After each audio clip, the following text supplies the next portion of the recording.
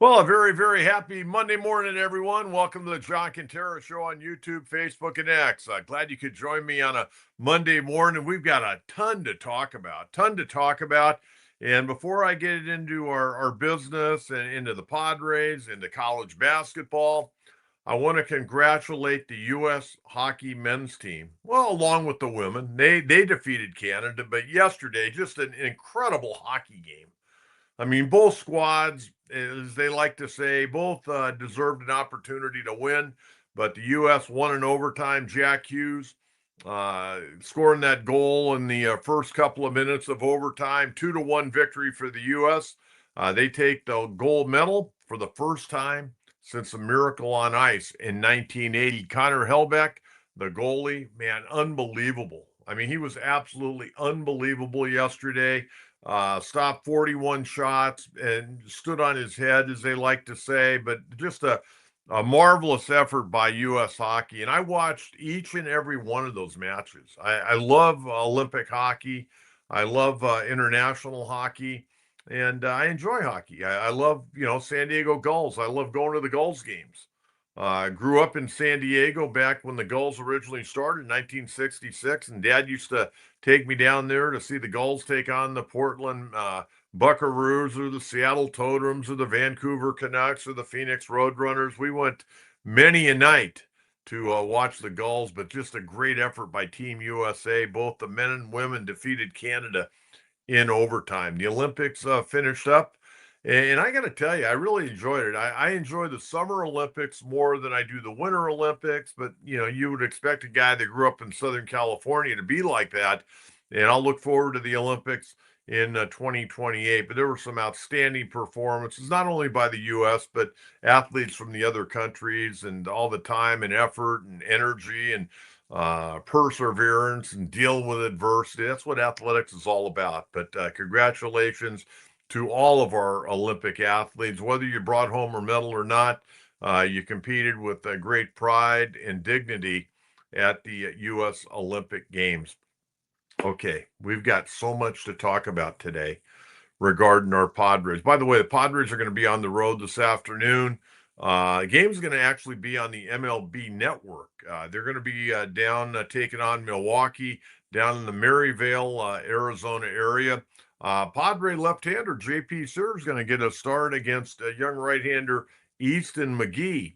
So that'll be coming up today at 12:10. Again, it will be aired on the MLB Network. And, just kind of recapping and taking a look at some of the performances from the players over the weekend, and we'll get into that. But if you're subscribing for the first time, please subscribe, please like, please share, please tell a friend. And if you'd like to be a part of our Gold Glove package, $2.99 a month.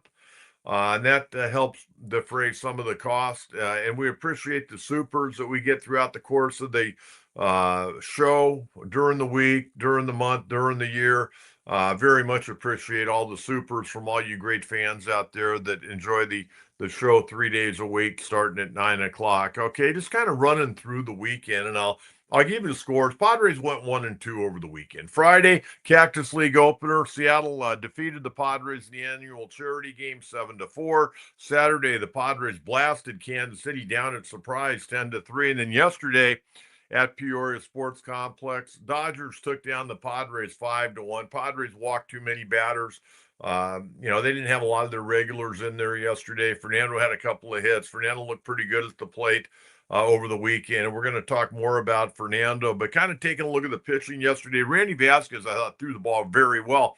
Now, everybody's making a big deal out of Randy Vasquez about Craig Stammen didn't name him the number 4 guy when they signed all those guys last week, Griffin Canning, and of course, Walker Buehler, Herman Marquez, who we've yet to see. Haven't seen Buehler or Canning. We're not going to see Canning for a while, still recovering from that left Achilles injury that he suffered last year with the Mets. And you got Marco Gonzalez, who I think we're going to see tomorrow on Tuesday. But Craig Stammen didn't name Randy Vasquez the 4th pitcher. And I think he's going to end up winning that. But everybody's making a big deal today about, oh, man, he was throwing 95, 97. Last year at this time, he was throwing 88. And I know the Padres had a conversation with him before he went off to the winter about, hey, we want you to work on this, this, and this, and we want you to come in better shape. Well, he's in better shape. There's no doubt about that. But he's throwing, 96, 97, maybe a little bit too early. And you got to be a little bit careful that you don't end up, having tendonitis in your shoulder if you're trying to do too much and you don't want to get overworked. And I know on Friday, Mason Miller came in and was throwing 101, 102 miles an hour pretty early. Now, I know he's going to pitch in the World Baseball Classic and he probably got ramped up, but man, it's awful early in the spring to be bringing it at that mileage. And he's a big, strong guy, but you know what? Doesn't really matter when you're a big, strong guy. I mean, you got to make sure you're not trying to do too much too early. You're in good shape. So, but everybody's talking about Randy. Oh man, his velocity. He's starting to develop more swing and miss. That's great. But let's don't leave it in spring training. Let's don't throw too hard too soon to where you may go backwards and suffer some type of injury. You got to gradually work into it. And I'm not saying, you're not in shape. You can be in shape, but you got to go out there and you got to, I want to say, almost pace yourself in spring, your first couple of outings, and then you start letting it out and start stretching it out a little bit. So Randy Vasquez looked good yesterday. I mean, 2 innings, 1 hit, had a walk, a strikeout, didn't give up any runs. Tristan McKenzie, who a lot of guys have been talking about, didn't pitch well at all yesterday. 2/3 of an inning, 2 hits, 4 runs, all earned, 2 walks, a strikeout. Didn't look good at all. Kyle Hart, I thought, threw pretty well yesterday. 2 innings, gave up a hit, a walk, a strikeout. Omar Cruz, a guy that I kind of like. Now, I know he's not going to make the team, but he's a guy that the Padres DFA'd to get him off the 40-man roster. They re-signed him. Good young left-handed arm. 1 inning, a walk, a strikeout. Everybody had a walk yesterday. And then Ty Adcock came in late in the ball game and got cuffed around a little bit, gave up 1 run on 3 hits in 1 inning, did have a couple of strikeouts yesterday. Padre pitching staff yesterday had 8 strikeouts, but they also had 8 walks in the ball game. And really, the offensive stalwart yesterday, because the Padres only had a total of 5 hits. Fernando Tatis Jr. had 2 base hits to right field, and we're going to talk, as I mentioned, more about Fernando before too long. Okay, the new look lineup, and I don't know what's gone into this. But on Friday, they started with Xander Bogaerts leading off. They had Jackson Merrill batting second, Manny Machado third, and Fernando Tatis Jr. batting in the cleanup spot. Now, I'll be very honest with you. Xander Bogaerts is not a leadoff hitter for me. I don't know about you. He is not a leadoff hitter for me. Jackson Merrill, yeah, I would buy into that. I would buy into Jackson Merrill being the leadoff hitter. Manny Machado, for me, he hits either second or third. Here in San Diego, the majority of the time he's hit third, but he's got pretty good career numbers. So be it early in his career with Baltimore hitting in the number 2 spot. And Fernando, who I like in the leadoff spot, and who, was there the majority of last year and has been there the majority of his career, only had like 18 at bats last year in the cleanup spot and didn't hit really all that well last year in the cleanup spot. But he's getting a little bit older, a little bit wiser, and I think he wants to come out and prove that he can hit anywhere in the order and make a difference. Now, when I went back and looked at last year, Fernando last year, he only hit in 2 different spots in the lineup: leadoff and cleanup. Last year, in the leadoff spot, 576 at bats. He had a 271 average, a 370 on base percentage, and an 825 OPS. He had 27 doubles, 2 triples, 25 homers, and 71 RBIs, and scored 110 runs. Pretty impressive. Batting fourth, he had 18 at bats. He was 3 for 18, all singles, no RBIs. He hit 167.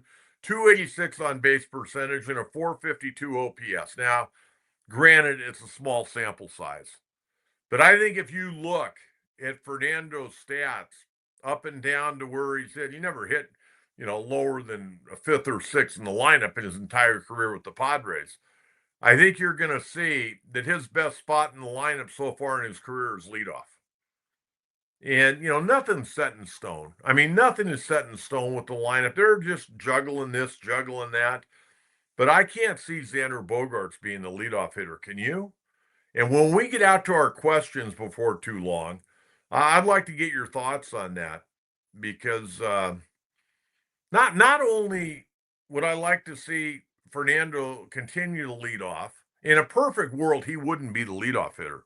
But we don't really have a true leadoff hitter other than you want to throw Jackson Merrill in there. And, maybe he could lead off with a home run or bang one in the gap, and all of a sudden your number two hitter's coming up with a runner on second base a high percentage of the time. But here's the deal. If you move Fernando from the leadoff spot down to the fourth spot, you know what? He may lose out on 40, 50, 60 at bats during the year. What could he do damage wise in those 40, 50, or 60 at bats? Could it help you win a ball game? Or are you going to bank on, you're going to have a couple of runners on in the first inning and he hits one out of the ballpark, and before you ever go out on defense, you're up 3-0? Maybe. But I'm not buying Xander Bogaerts. I've got a bigger problem with Bogaerts leading off than I do with Fernando hitting in the number 3 spot. I don't think Bogaerts is a leadoff guy for me. Maybe you disagree. Maybe you think that's a perfect spot. If I had to pick, if it's not going to be Fernando, it'd be Jackson Merrill, because left-hand hitter, power potential, and granted, he had all kinds of injuries last year. He had the quad, the concussion, and ankle. He had all kinds of issues last year. But hopefully he can stay healthy. You can't put the guy in a bubble. It was like with Fernando. Fernando was always hurt. Last year, healthy, played all the time. So give me your take on that. I'd like to get your thoughts on that. Okay, I want to get to Nick Castellanos because this seems to be a big deal. I mean, the Padres are holding first base tryouts over there right now in Peoria. Castellanos, first day he went out there, even before the regulars showed up, he was out there taking ground balls at first base, and I heard it was a little bit rough. Not only was it rough on ground balls, and remember, he's a former third baseman. He played a lot of third base early in his career with the Detroit Tigers. But, you got a first baseman's glove. You haven't taken ground balls in a long period of time. You got the footwork over there at first base. And let me tell you, first base is a little bit more difficult than people want to make it out to. And, they used to always put the slow, fat guy at first base. Not like that. You got to be able to help your ball club over there. Do you realize how much a good first baseman can save his teammates a ton of errors during the year? I mean, you got to be a good, competent defender now to play first base. Maybe in the old days, if you were a catcher and they wanted to keep you in the lineup, they'd throw you down there at first base, or you're an outfielder late in your career. Hey, go over to first base. Let's see what you got. But now it's not like that any longer. There are too many things involved with first baseman. Bunt defense, digging balls. I can't begin to tell you how much a great first baseman can save, especially the left side of the infield, the shortstop and the third baseman, a lot of errors through the course of 162 games. Castellanos looked great the other day. On Friday, he only had a couple of plays. He had one play, and then he had a diving backhanded play where he got up and he fed it to the pitcher covering first base. I mean, you'd have thought he'd been playing first base for 10 years. So he's an athlete. And you got Ty France, you got Gavin Sheets, you got Miguel Andujar, who's probably going to get some time over there at first base. I mean, they're holding first base tryouts over there. Okay, couple of other guys that I want to talk about, and then we're going to get out to your questions this morning. And let me tell you, this weekend, it's so fun to have baseball back. It is so fun to have baseball back and have something to talk about. Just absolutely love it. And, I enjoy watching the guys that aren't going to make the team. I enjoy those guys as much as I do the regular guys. And as we get a little bit closer, you're going to see more of the regulars. But remember, you got a bunch of guys that are leaving on March 1st. They're going to the WBC. Manny, of course, Fernando, Xander, those guys are going. Yuki Matsui, by the way, doesn't look like he's going to be able to pitch in the WBC, dealing with an adductor muscle right now. So it looks like they're going to probably have to take him off the Team Japan roster, but they're going to wait and see on that one. Okay, couple of other guys I want to get to. And I'm going to focus in on this guy, Sung-Mun Song. Big fan. Yesterday, he came in for Manny in the ball game. First opportunity in the Cactus League. First at bat, struck out. Second at bat against a left-handed pitcher, fell behind in the count, 0-2. And then, man, he roped one up the middle. But the shortstop for the Dodgers made a great diving catch to rob Sung-Mun Song of his first Cactus League hit. And they're going to bring him along slowly.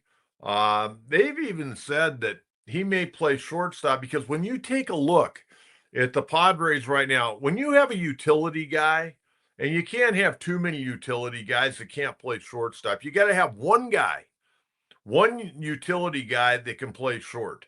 Now, in a pinch, Cronenworth could probably at 32 still go over there and help you out for a day or two. And I know the Padres have Mason McCoy, and they'll probably have him sitting in AAA. And, you know, if something goes awry, they'll bring him up to fill the spot if Bogarts were going to be out more than a couple of days. But they're going to give Sung-Mun Song an opportunity to play a little shortstop. Now, he hasn't played a lot of shortstop in the KBO. He's been primarily a third baseman. He's played second base. I don't know if he's played any first base or not, but if he can play shortstop and play it to a degree that the Padres like at the major league level, then I think that may give him one up on some of the other guys that are competing for roster spots. I don't know if you can keep all these guys. I mean, Castellanos, you got Ty France, you got Miguel Andujar, you got Sung-Mun Song. I mean, I don't know how many of these guys you're going to be able to keep. Remember, you're keeping a total of 26. You're going to start more than likely with 13 pitchers. So you got 13 position players. And we know the 8 guys are going to be out there pretty much day in and day out. And then you have your backup catcher in Campusano. I assume he will be the guy. And then you've got 4 other roster spots. It's going to be very, very interesting. The competition in camp, as we get deeper into camp, is going to be really, really cool. And I'll tell you a guy that made a great first impression over the weekend. And this guy, he had his moments with the Minnesota Twins, but he kind of fell out of favor, been struggling the last couple of years, but he's still very young. Padres, you know, signed him to a minor league contract. Jose Miranda, 27 years old. And at one point in time, he was a really high prospect with the Minnesota Twins. And the Padres bring him in. Over the weekend, he went crazy. He went 5 for 6 with 3 extra base hits, 2 doubles, a homer, and 6 RBIs. Friday, 2 for 3, a double, a 2-run homer. Saturday, 3 for 3, a double, 4 RBIs. He had a 2-run single, a 2-run double, and didn't play yesterday. 5 for 6 with 3 extra base hits. So remember that name, Jose Miranda. I don't see him making the team right now, but weird things happen. And, you know, he could go to AAA, get off to a great start, you know, be in a holding pattern. The great thing that the Padres do, they brought in some really, really good veteran players that are probably going to be starting out in El Paso. And the great thing about it, you got to have depth. And that's the one thing this organization has not had is depth in a variety of different positions. They've had Bryce Johnson, who we saw last year at the big league level. You know, he was in AAA. We mentioned Mason McCoy. He was down there for a while last year and came up with the ball club. You got to have guys down there that you can call up and they know how to play at the big league level. You don't want guys, and I saw this for so many years covering the Padres, they would bring guys up from AAA, and those guys were so scared. You could see their knees shaking when they would go to the plate because they knew if they didn't have a good game in their first game or two, then they were probably going back to AAA. You can't bring guys up and number one, not play them. You got to get them in the lineup. And like they treated Campusano last year, that was so bad. They gave that kid no opportunity to be successful, none whatsoever. You got to bring guys up. When you first bring them up from AAA, you got to play them because they're used to playing every day. Throw them in there, keep them sharp. Don't let them sit around for a day or two, and then they start having anxiety, and then that goes into their hands swinging the bat. If you bring a guy up from AAA, man, get him in the lineup that day. Get that anxiety out of his body and out of his mind. But I think the Padres, the guys they have in camp now, and I don't know if all the veterans, they all have outs in their contract. If they don't make the major league roster, they can ask for an out and try to go to another organization and get picked up and go to the big leagues. But some of the guys they've got in camp right now, they're not going to make this team. But if they can go to AAA, the Padres will have some really nice players that would have major league experience that you can call up, and you're not going to lose a lot. Guys aren't going to be overwhelmed when they come up. They've been here, done that before. So Jose Miranda off to a very, very nice start here with the Padres. Okay, we're going to get out and we're going to get to some live questions on Coach's Corner, but our Coach's Crew. Here's the deal. The big question today, where would you like to see Fernando bat in the lineup? And like I mentioned, if you're just joining us, not a big Xander Bogaerts fan from the standpoint of him batting leadoff. I'll be honest with you, and I've stuck up for Xander his entire career here. I think he's a good guy. I think he works hard. I just think his skills are not what they once were with Boston. Defensively, I don't have much of a problem with him. Offensively, not the same player. And for him to hit with power, he's got to yank the ball down the line. He has a hard time hitting the ball out in the gaps now as far as home runs. Got to pull it, be a straight pull hitter. And when you're a straight pull hitter, you're going to be susceptible to a lot of off-speed stuff because you're getting started early, and then they're going to run that ball in on your hands and jam you a little bit. But I'm not going to sit here and bag on Xander Bogaerts. We'll see how the year goes. But I'll be honest with you. He's a guy now that I think you got to hit down in the order. I don't think he's one of the first four hitters any longer. I really don't. I think you got other guys. I think you got to move him to the middle of the order, sixth. You wouldn't move him to seventh, but I could see him batting sixth. But I don't see him really at the top of the order. That doesn't make a lot of sense to me. I think he's more of a middle of the order guy. Let's stick him down in the sixth spot. Let him drive in a few runs and take a little pressure off of him. Like I said, I'd be fine with Jackson Merrill leading off. I'd be fine with Fernando leading off. We'll see where it goes. It's going to be a very, very interesting season with a rookie manager. Absolutely. Okay, Coach's Crew, what do you got for me today? Let's roll it. Bob, my 2026 Padres lineup would start with Merrill, Tatis, Machado, Sheets, or Castellanos, and Laureano. Hey, you know what? That's great. Hey, by the way, the lineup today, Laureano's going to lead off today. I don't think they have a lot of the regulars in there today, but Laureano's going to lead off today. I like that lineup. Merrill, Tatis, Machado, Sheets, or Castellanos. Well, Castellanos could be the designated hitter, and Laureano's going to play left field. That's a good start. Bob, nice job on that. I like that line. That's a good lineup. It's a really good lineup. I like that. Good leadoff hitter today, Bob. I like it. All right, what else? Let's keep them rolling here. Shep Connect. Xander belongs in the 7 or 8 hole based on what he's done in a Padres uniform and where he's trending. How does contract longevity? Well, he's going to be here a while. We got, what do we got? Another 7 or 8 years for Xander. Oh man, Xander and Manny. It could not be a fun ending for those guys here in San Diego. They're going to be 40 years old, almost 41 years old. I mean, you only got so many spots at first base and DH, for crying out loud. I would probably hit Xander in the 6th spot. You know what? I still think he can put the ball in play. He's good about looking for a ball up in the zone, driving it to the outfield to get a sacrifice fly. I don't think I'd hit him below 6. I think 6 would be about the deepest I would hit him. I don't see him hitting 5th. I see him more at 6. And I think there'll be other guys that can fill out that 7, 8, 9 spot. Okay, what else we got here? Let's keep them rolling. We give you the opportunity on every show to come in and really get after it. Now let's go. Coach, what's more important, a pitcher who throws 95 with movement and location or a pitcher who throws 101 but straight? I want the guy with 95 movement and location. I want to mix and match up and down, in and out, changing speeds. Hey, as a hitter, and I'm working with a hitter tonight. I got two guys I'm working with tonight. I always talk to them. Pitchers are out there, they're trying to upset your timing. Everything about hitting is about rhythm and timing, and the pitcher's job is to shake up the rhythm and timing of the hitter and try to get them out on their front foot. Back them off the plate, then go away. Go in high and tight, then go away soft. Keep guys guessing on what's coming. But I'd much rather have a guy 95 with movement and location than I would a guy 101. You know what? It doesn't matter how hard you throw. Big league hitters are going to hit fastballs. And you know what? If they can't hit the fastball, then they're not going to be around the big leagues very long.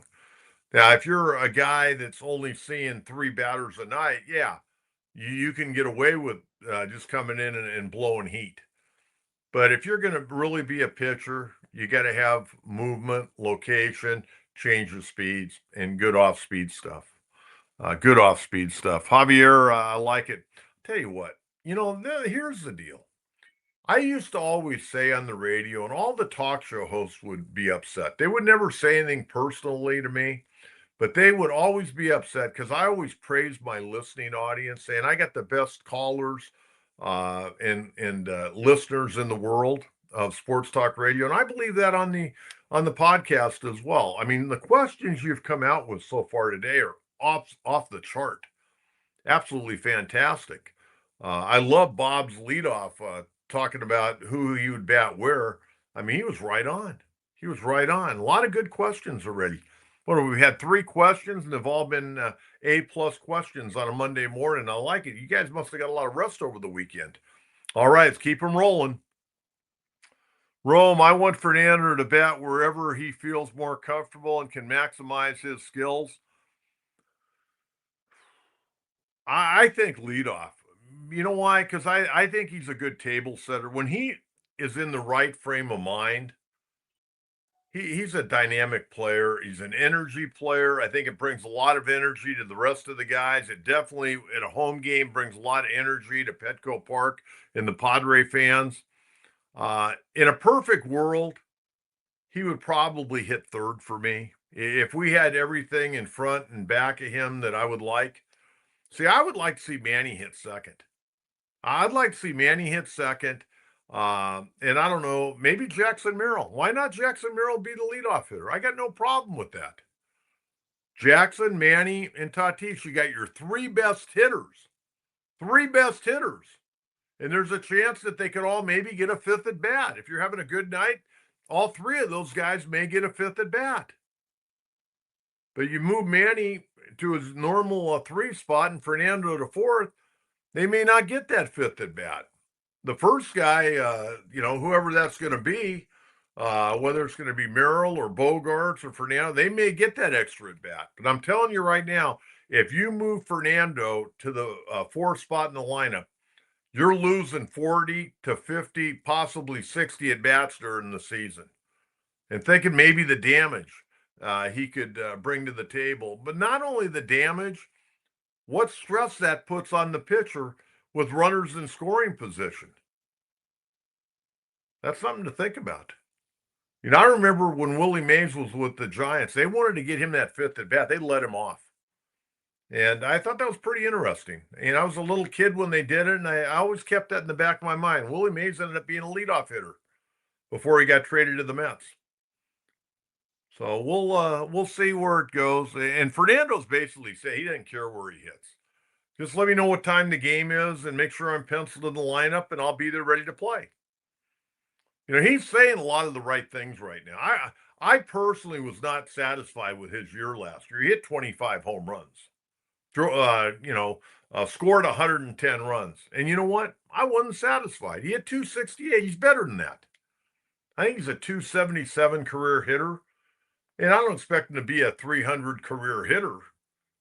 But I want to see that ball go out of the ballpark a little bit more. 25 home runs. He's better than that. He's better than that. And I don't know what got into his head last year, but it looked like he lost his best friend after the first 7 weeks. We sat here on the podcast first 7 weeks, man. I was yelling and screaming about him being in the race for the National League Most Valuable Player. And then after about 7 weeks, he was never the same player the rest of the year. It looked like at times going out there to play was very difficult for him. I don't know what was going on, in his personal life. But man, I'll tell you what, it was tough to watch. There were some nights when, what is he doing? And again, he's a good outfielder. He's a good outfielder. Won another Gold Glove. And we talk more about his defense now than we do his offense. And it used to be we're always talking about what he's doing offensively. So, anyways, all right, keep him rolling. Let's keep it going. Jason, do you think they will move Moon Song starting Triple A since we have so many guys on the bench? I think only time's going to tell. The other thing, like I mentioned, all these veterans that have signed contracts, minor league contracts, um, except a guy like Castellanos is going to be here. Okay, he signed a major league contract for $780,000, and of course, they added him to the 40. The other guys, all the other guys, Canning or Marquez, Bueller, those guys, put guys on waivers, DFA them, or they're going to put them on the 60-day IL and it doesn't count. So you're going to try to keep as many guys in the organization as you possibly can. But if you have some veterans, a Ty France who's maybe not going to make the ball club, he may ask for his release. That would open another spot for Sung-Mun Song. Miguel Andujar, who you signed a 1-year, $4 million deal. For some reason, he wasn't going to make the team, and he wanted out of it. You give him his release. I don't think you're going to release him because you're not going to pay $4 million. You'd put him out on waivers, see if anybody would pick him up. I think Andujar's in good shape because if the Padres were to try to DFA him, they owe him $4 million. So I think he's on the ball club. Ty France is another story. I don't know if he'll be on the ball club. But Sung-Mun Song, I think you're going to have to wait and see kind of how he performs. I might start him in AAA. May want to give him a little more work, whether it be at shortstop or at second base. We know he can play third. That's his primary position. But if they're going to use him at second base, maybe down the road they're going to trade Cronenworth. Maybe Sung-Mun Song ends up being the second baseman of the future of the Padres at 29 years of age. I mean, I really think they'd like to move Cronenworth's contract. I mean, that's $60 million. It doesn't sound a lot when it's spread over 5 years, but that's $60 million. I mean, it's 12 basically every year for 5 years.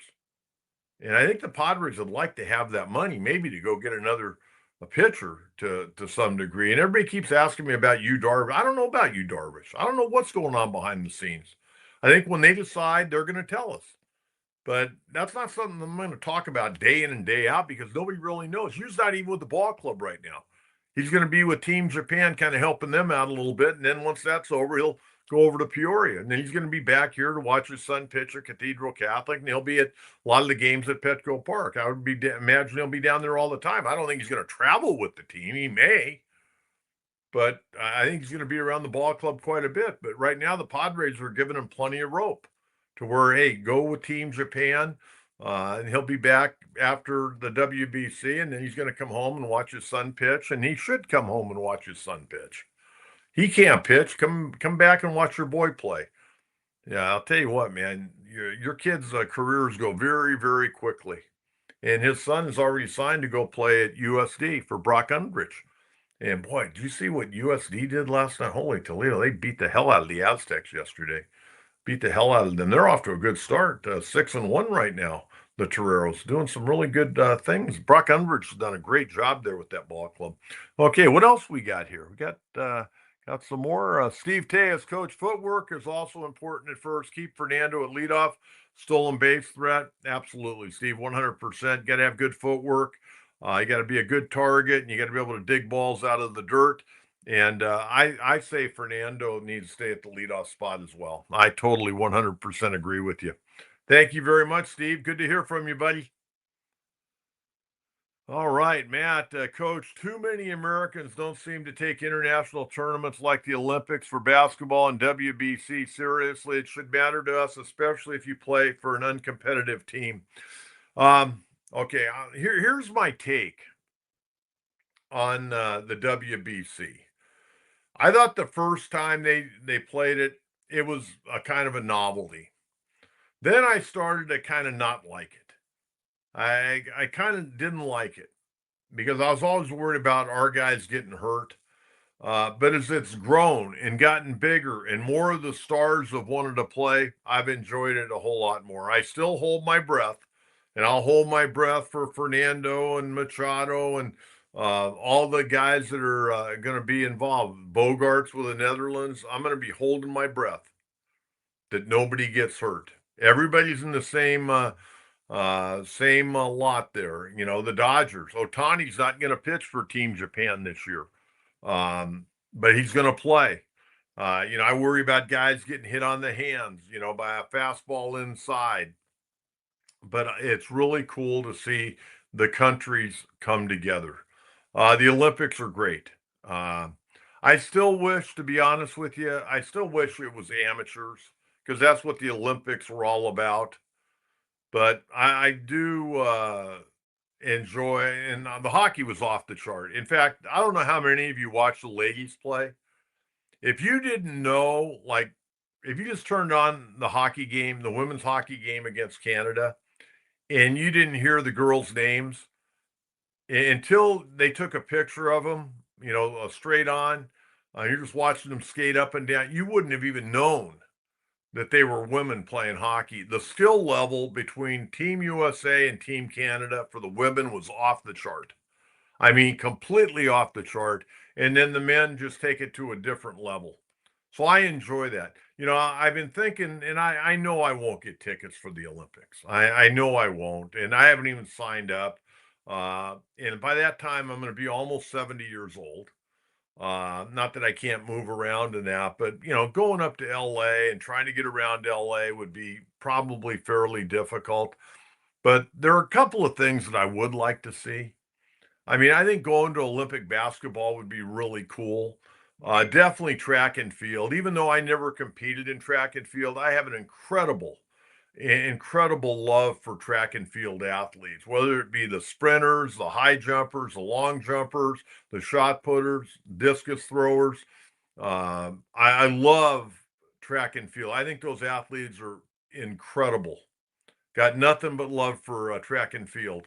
And, I try to encourage kids that aren't, baseball players or softball players or other sports, go out for track in high school. Go out for track. You never know what uh, you can do without going out there and trying, whether it be high jump, long jump, sprints, hurdles. Track and field is a great sport. And I would love to go to the track. And the other thing that I would probably enjoy, because one of the greatest guests I ever had, and I was very fortunate to have him a couple of different times, one of my all time favorite athletes in the history of the United States in my heart is Dan Gable, the great wrestler. Dan Gable won a gold medal in 72. And just, I had him on a couple of times, and to listen to Dan Gable talk about being an athlete and responsibilities and how much the U.S. meant to him is unbelievable. I remember when I was 13 years of age, I read an article in Sports Illustrated, and Dan Gable, his sister had been murdered by a neighbor. Dan, his mom and dad, they were out on a trip, and his sister stayed at home, and one of the neighbors raped and killed her, murdered her. And he used that as great motivation. I'll never forget in the article, I wish I had the article, but it was Dan Gable in the basement of his home lifting weights with the American flag right next to him, lifting weights, doing arm curls. And he's just such a workout warrior. And he won his gold medal in 72, went on and had this incredible career as the head coach at the University of Iowa. But to have him on my radio program, and I remember the first time I had him on, we went for 45 minutes without a commercial break. And the whole time go, man, this guy, I never wrestled a day in my life except, wrestling around at the Boys and Girls Club in Solana Beach when I was growing up. My brother wrestled at San Diego for a guy by the name of Ed Wiley, a senior, and was a league champ. But I don't really know much about wrestling, but I've got an incredible amount of love for wrestlers. So if I were able to go to the Olympics, I would love to obviously go to see basketball. I would love to have an opportunity to be there to watch track and field, and would love to have an opportunity to watch some wrestling matches. But more than anything else, I just want to see the U.S. kick ass. That's all I care about. Kick ass, United States. They won 33 medals, I think it was. I think 33 medals they won in the Winter Olympics. So good stuff on that. But you got to take pride, man. I remember I took a baseball team. In 1989, I took a team to Australia. We played their junior national team. We played another team from the United States that was from Chicago. We got beat in the finals by the national team. I think it was the under 18 national team. We got beat in the finals in a tremendous rainstorm. But actually, the MVP of the tournament was the head baseball coach up there at La Costa Canyon, Justin Machado. Justin was my first baseman on that ball club. But we went to Perth, Australia. Boy, if you've never been to Australia, and we were in Brisbane and we were in Sydney, but we flew down to Perth and played in Perth. Perth, Australia is next. Them and San Diego are the two most beautiful areas I've ever been to. Perth, Australia was so clean. It was incredible, right along the coastline. And I'm not a big traveler, but if I ever had the opportunity to go back to Perth, I would. But we went there and played baseball. It was fantastic. And we represented the United States. We came home second place, but we gave it a great effort. Got beat in a driving rainstorm. That I think if we would have been ahead, I think they would have called the game. But once they got ahead, they weren't going to call the game. They were going to keep playing. Okay, what else we got? Let's keep them coming here. We got all kinds of stuff to talk about today. Shep, for as good as AJ Preller has been, he hasn't quite figured out the catcher position. How do you feel about our catchers this year? Well, for me, I'm a big fan of. I was very excited about him coming from Kansas City. Campusano. Hey, I don't know if you paid attention Friday. Campusano, he asked for the ABS challenge system behind the plate, and he was 2 for 2. He tried it once when he was batting. He was 0 for 1. And then yesterday, I think he got one yesterday, if I'm not mistaken. I think he asked for it yesterday and got one. But Campusano doing a pretty good job back there. And again, we'll see how Rodolfo Duran going to get an opportunity. Blake Hunt going to get an opportunity. I could see the Padres signing another veteran catcher, not necessarily for the big leagues, but for AAA, just to kind of have a veteran guy waiting in the wings. We'll see how that goes. You know what? Catching, really, at the high school, college level, not a lot of guys want to catch. And to this day, like it's always been, that's the quickest way to the big leagues. Is if you can catch and throw and block balls back there, you don't have to hit. All your other skills can be below average. But if you can catch and throw and work with a pitching staff, you can get yourself a job in the big leagues. Look at Austin Hedges. He can't hit with a tennis racket, and he keeps getting roster jobs. But he's worked very hard. A good defensive catcher. No question about that. He's a great defensive catcher. I've always been disappointed. I always thought when I saw him as a young kid, I thought he could probably be a better hitter. I don't know if he doesn't try to be a better hitter, or I don't know if he understands or takes coaching very well. Because, I mean, you got to be able to hit better than 160, 170, 180. I mean, you can get lucky and hit 180. But I don't know. Maybe he just doesn't take coaching real well. I don't know. Okay, keep them coming. What else we got? Got anything else out there? All right, skate juice. Merrill is too clutch to hit leadoff. I want to see him bat with runners on. Well, you know what? After the first time up, you may not lead off again. You're just leading off to start the ball game. I wouldn't mind Jackson leading off with a double in the gap or leading off with a home run. What's wrong with that? Ricky Henderson led off his entire career. Left-hand batter. Maybe have him lead off against right-handed pitching, have Fernando lead off against left-handed pitching. And what do you think about that? But I'm not big on Bogarts. I don't know. They're just kind of shaking it up a little bit to give us something to talk about. But I'm not big on Bogarts being our leadoff hitter. I think you drop him down to the sixth spot this year. Skate Juice, thank you very much.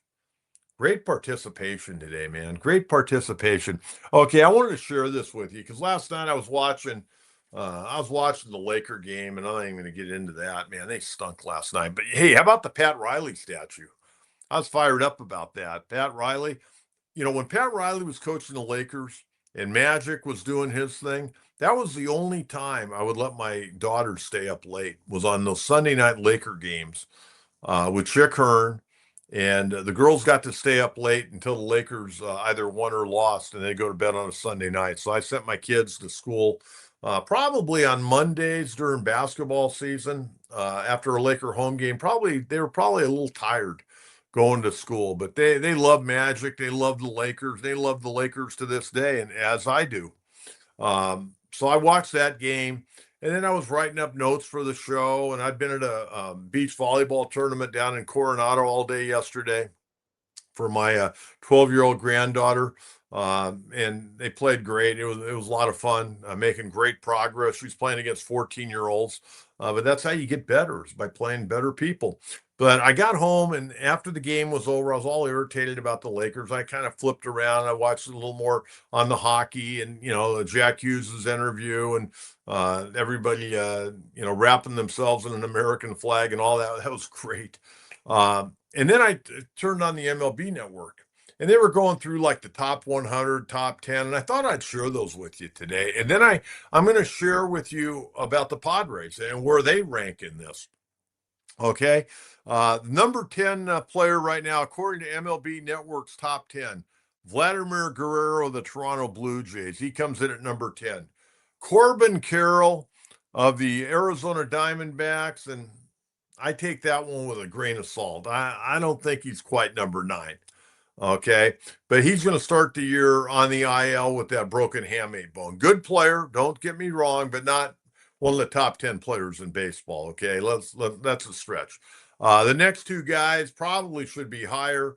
Left-hander Tarek Skubal, back-to-back Cy Youngs at number 8. Paul Skeens, who won his first with Pittsburgh this past year, at number 7. And then we get to number 6. It's Juan Soto. And you know what? I think they downplayed Soto. I think Soto's higher than number 6. I think Soto ought to be probably at number 3, but I'll get to that in a minute. So Soto's number 6. Jose Ramirez of Cleveland is number 5. I definitely got to put Soto in front of Ramirez. Cal Raleigh at number 4.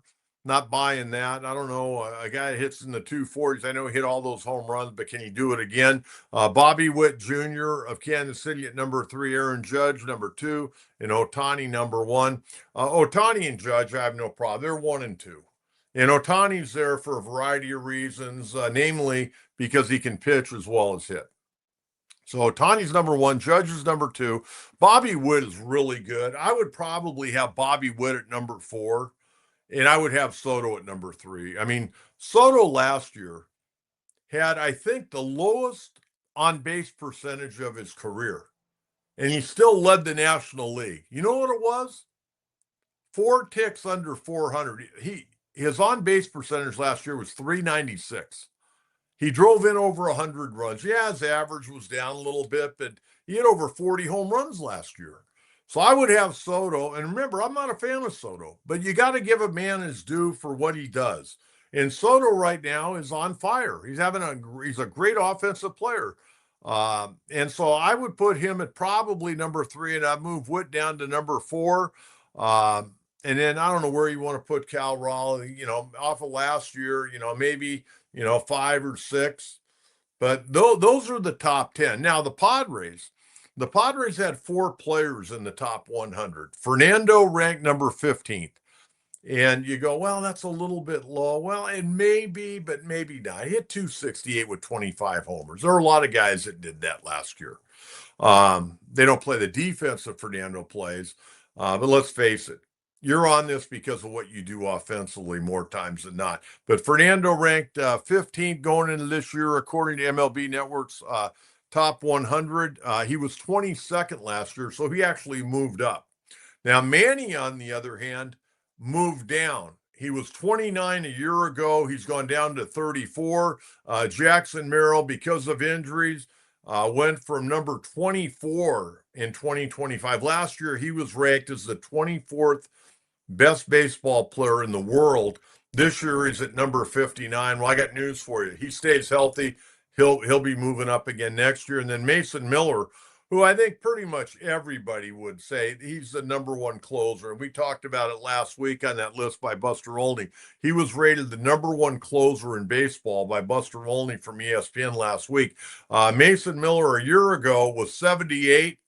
With that great year he had between the A's and the Padres, moved up to 60 this year. So those are our top four guys. We got four guys in the top 100 for ESPN. So there you have that. Okay, we've got to get to a little college basketball. Oof. I want to tell you this. Read Mark Ziegler's article in Monday's Union Tribune. Basically, he was saying it's tough to play basketball with one foot out the door. A lot of players already thinking about where they're going to go. Where are they going to go? Are they going to? And it sounded like Brian Dutcher may be running some guys out of the program too.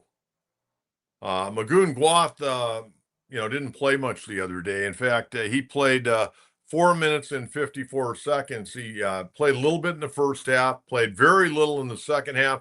He ended up playing 4 minutes and 54 seconds, 0 for 2, 1.0 rebounds. I don't think Magoon Guath will be back next year. Whether it's injuries, people in his ear telling him how great he is, I don't think he'll be back. I think he's done. Miles Bird, he may be done here too. I mean, he had a good game the other day. He's not had a great year. He's not ready to play in the NBA. I mean, I don't know if he could even play in the G League, to be honest with you. He can't shoot. His shooting numbers are not good. The other day he shot great from 3 of 8, but 4 of 14 overall. He had 9 rebounds, 4 assists, 15 points. But he's not had a good year. These guys have been reading their press clippings too much. Okay, and I think this has been a very difficult year for Brian Dutcher and his coaching staff. You got too many guys. He played 11 guys most of the year, and then he cut it down to 9. But he cut it down to 9 because you had guys that were hurt and you couldn't play them. Guath's been in and out of the lineup all year. So he may run some guys out of here. But I'll tell you, they got to get some shooters in here. They got to get some shooters in here. You watch college basketball, and I watch a lot of college basketball. I mean, we can talk until we're blue in the face about how great the Aztec defense is. Well, I got news for you. College basketball is changing. Okay, it's definitely, you got to put the ball in the hole. You got to have guys that can knock down trifectas. It's that simple. You got to have guys that knock down trifectas. And, I'm not the biggest in baseball, the biggest analytical guy, but I can tell you in basketball, when you shoot more threes than twos, you may shoot a little bit lower percentage, but you know what? You're getting 3 rather than 2. This game has all come down to dunks and 3-point shots. Okay, no, the mid-range game, and it's been gone for a while. But the Aztecs don't have a lot of great shooters. I mean, they'll get a guy hot. Reese Waters will get hot one night, and maybe B.J. Davis. He was a missing link the other day in Colorado State when they got beat. And I told you this could happen. I said Moby Arena's tough. I said Colorado State's not great, but they're good enough to beat the Aztecs, and they ran them off the court 83-74. They completely outplayed them. Out-hustled them, out-muscled them. That was a bad effort. But you know what?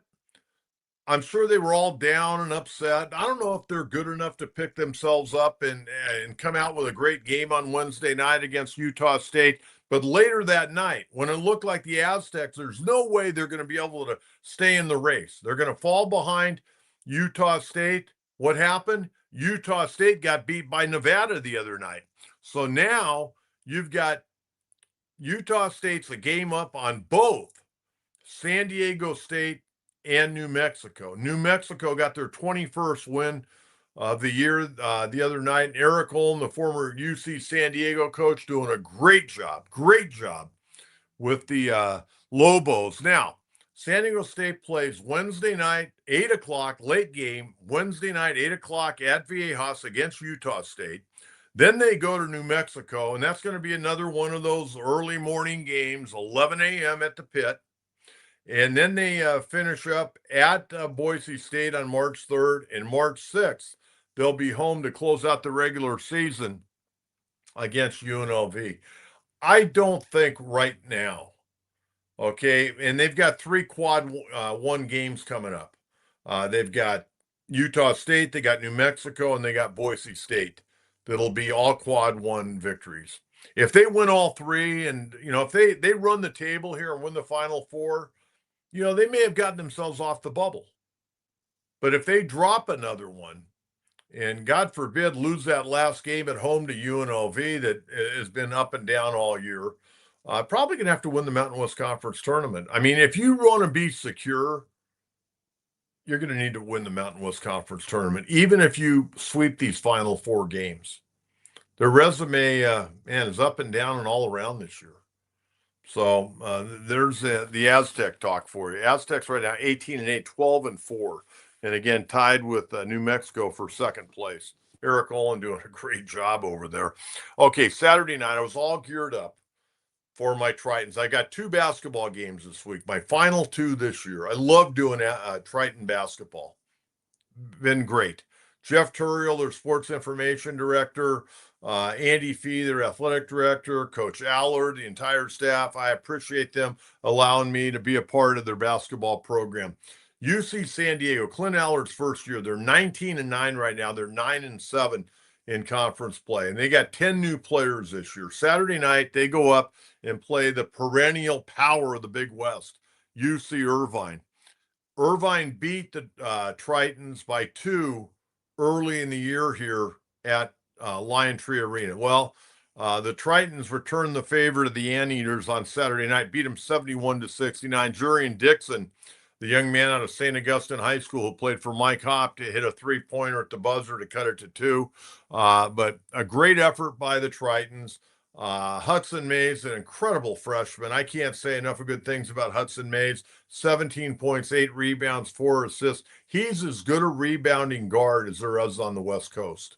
And I would imagine he's one of the best rebounding guards in college basketball, and he's only a freshman. 6'5", 200, can leap out of the gym, great weak side rebounder, and continues to get better and better and better. Their sophomore, Alex Shakin, had 15 points, one of the better three-point shooters in America, and a great win for the Tritons on the road.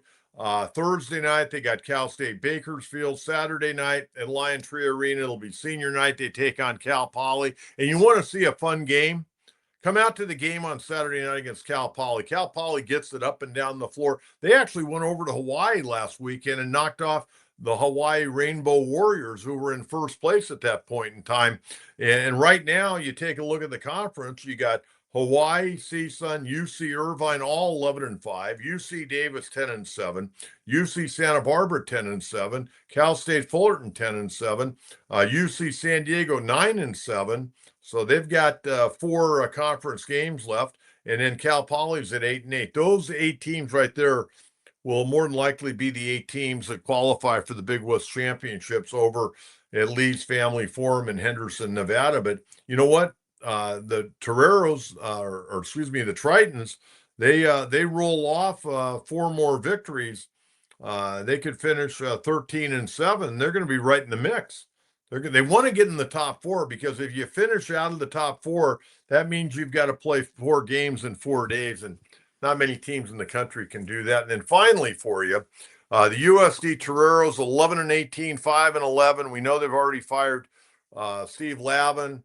Saturday, they lost their final home game, 77-65. They'll close out the regular season Wednesday night at Gill Coliseum up in Corvallis against Oregon State. And then Saturday, it'll be an afternoon affair against the Portland Pilots at Childs Center in Portland. And then the WCC Basketball Championship starts Thursday, March 5th at the Orleans Arena in Las Vegas. And once they get eliminated, who knows? Maybe they'll go on a run like Dan Munson did 2 years ago with Long Beach State. Kind of tend to doubt it. But as soon as they were to lose the Toreros in the West Coast Conference tournament, that will end the Steve Lavin era, and it was not a good era out there, wins and losses. And we wish Coach Lavin the very best. He's a good guy, and just didn't work out at Alcala Park. And Kim Yamasi, their athletic director, working on bringing in a new head coach, and we'll see if they can get that program turned around. It's been a long time since UC or USD has had a winning basketball program out there consistently. They've had a couple of good years here and there, namely under Sam Scholl. I know Coach Lavin, his first year, had a winning record, but after that, it's gone south in a hurry. Okay, we're going to get out of here. Again, please subscribe to the channel if you haven't done that. Please like, please share, please tell a friend. If you'd like, sign up for our Gold Glove package, $2.99 a month. And we'll be back in on Wednesday. Man, we throw out a lot of stuff. We get more done in 60 minutes than a lot of these talk show guys get done or don't get done in 3 hours. We actually talk sports on this program, which is kind of fun. Well, we don't talk a lot of jibber jabbish. Good questions today, by the way. For Jonathan Oliveri, our producer, director, Coach John Kentera, have a great day, everyone. I'll talk to you Wednesday morning at 9 a.m. on the John Kentera Show right here on YouTube, Facebook, and X. Bye-bye.